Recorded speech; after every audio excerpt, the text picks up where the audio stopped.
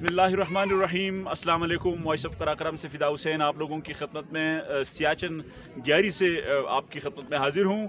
इस वक्त शुहदाए ग्यारी को खराज अक़ीदत पेश किया जा रहा है। यहाँ पर ठीक 11 साल पहले 7 अप्रैल 2012 को यहाँ पर एक अनोखनाक हादसा पेश आया, जिसके नतीजे में तकरीबन कोई 122 या 23 के करीब जो सिविलियन और आर्मी जो लोग हैं वो यहाँ पर शहीद हुए थे। तो इस वाक़े की आप यूँ कह सकते हैं कि ऐनी शाहिद टीचर हैं मोहम्मद इस्माइल साहब हमारे साथ मौजूद हैं, जो उन लोगों में शामिल है जो पहले रेस्क्यू के लिए यहाँ पहुँचे हैं।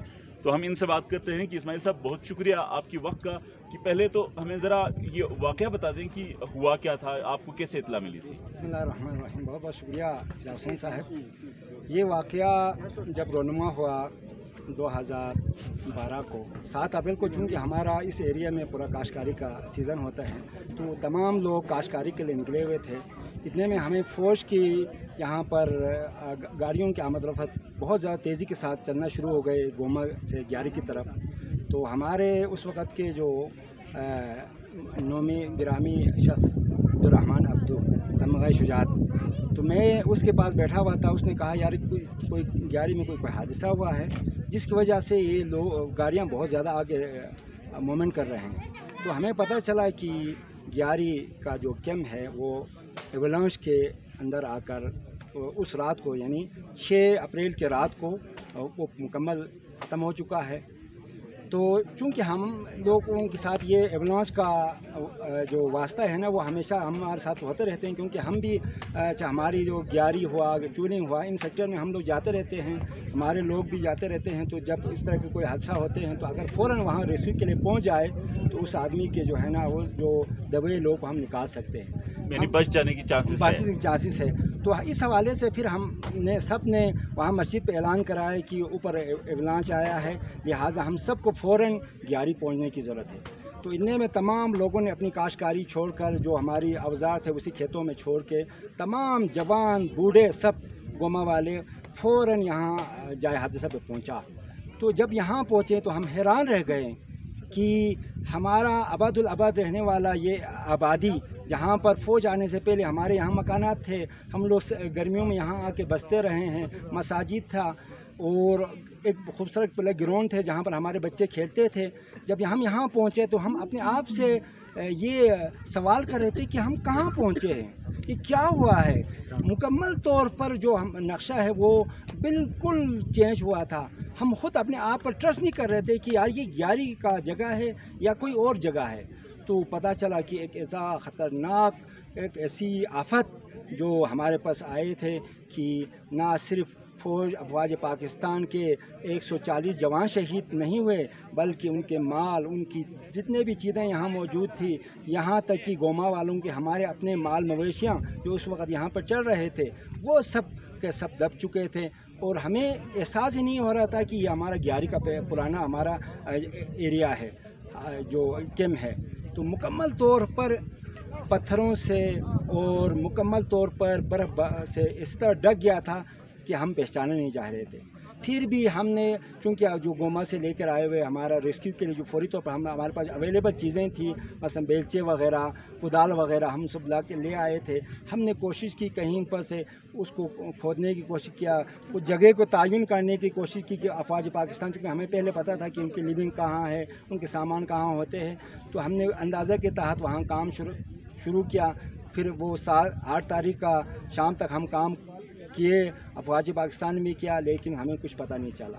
फिर अगले दिन हमारे तमाम लोग, फिर पूरा वैली के लोग, इवन खपलू गांछे से भी लोग यहाँ पर रेस्क्यू के लिए, जहाँ जहाँ ये आवाज़ वहाँ तक पहुँची, लोगों ने यहाँ रेस्क्यू के लिए यहाँ आया। बहुत सारे लोग भी आए, फिर अफवाज पाकिस्तान भी था। इस मौके पर उसी दिन यानी 8 तारीख़ को हमारा उस वक़्त के जो वज़ीर आला है सैयद मेहदी शाह साहब, वो भी यहाँ तशरीफ़ लाए थे और उसके साथ अफसर जनरल भी तशरीफ़ लाए थे। फिर तमाम लोग यहाँ रेस्क्यू करने की कोशिश की, मगर 2 दिन मुसलसल काम करने के बाद हमें 1% भी हमें कोई चांस नज़र नहीं आया। फिर उस वक़्त के अफसर जनरल अकरमुल हक साहब ने तमाम लोगों को बुलाया, اور پھر ہم سے خطاب کرتے ہوئے انہوں نے فرمایا کہ آپ نے اپنا جو انٹرسٹ ہے افواج پاکستان کے ساتھ، اس قوم کے ساتھ، اس نیشن کے ساتھ آپ کا جو والہانہ محبت کا اظہار آپ نے پیش کیا، ہم آپ کا شکریہ ادا کرتے ہیں۔ لیکن چونکہ یہ انسانی بس کی بات نہیں تھی، اور تقریباً اس وقت 300 فٹ اس کی لمبائی اور تقریباً 2 کلومیٹر اس کی چوڑائی تھی جو ایولانچ آئے تھے، تو وہ ہماری انسانی ہاتھوں کی بس کی بات نہیں تھی۔ تو کسی ڈیتھ باڈی کو ریکور کرنے میں، 1 یا 2 باڈی کو ریکور کرنے میں آپ لوگ کامیاب ہوئے تھے؟ نہیں سر، نہیں ہوا، اس وقت کچھ بھی نہیں ہوا ہے۔ اس وقت تو اتنی زیادہ ادھر برف پڑی تھی کہ وہ ہمارے کلچے، اپنا بیلچے سے یا ہمارے ہاتھ سے، انسانی ہاتھ سے وہ ریکور نہیں ہو سکتا تھا۔ اس کے لیے ہیوی مشینری کے بغیر کچھ نہیں ہو سکتے تھے۔ تو پھر انہوں نے یہ فیصلہ کیا کہ ہم اپنے پبلک کو اس شکریہ کے ساتھ ہم ان کو فارغ کریں گے کہ اگر ان کی ضرورت پڑی تو ہم دوبارہ ان کو بلا لیں گے۔ تو اس کے بعد پھر افواج پاکستان نے اس وقت کے سپہ سالار جنرل کیانی کی ولولہ انگیز قیادت میں انہوں نے یہاں پر ایک عزم کا اظہار کیا کہ میں دنیا کے کونا کونا کہیں پر بھی جانا پڑا تو میں جاؤں گا، لیکن میں اپنے شہداء کو یہاں سے نکال کے بغیر نہیں رہوں گا۔ یہی مصمم ارادہ لے کر افواج پاکستان نے یہاں پر ریسکیو کا آغاز کیا، اور مسلسل 1.5-2 سال مسلسل کر کے انہوں نے تمام شہداء کے جو ڈیڈ باڈی ہے وہ یہاں سے ریسکیو کیا۔ اور اس کے بعد ہر سال 7 اپریل کو تمام لوگ افواج پاکستان کے شانہ بشانہ ان کو خراج عقیدت پیش کرنے کے لیے یہاں آتے رہتے ہیں۔ اور آج بھی میں بحیثیت ہیڈ ماسٹر ہائی اسکول سے سبترو اپنے بچوں کے ساتھ افواج پاکستان کو خراج عقیدت پیش کرنے کے لیے میرے اساتذہ کے ساتھ میں یہاں آیا ہوا ہوں۔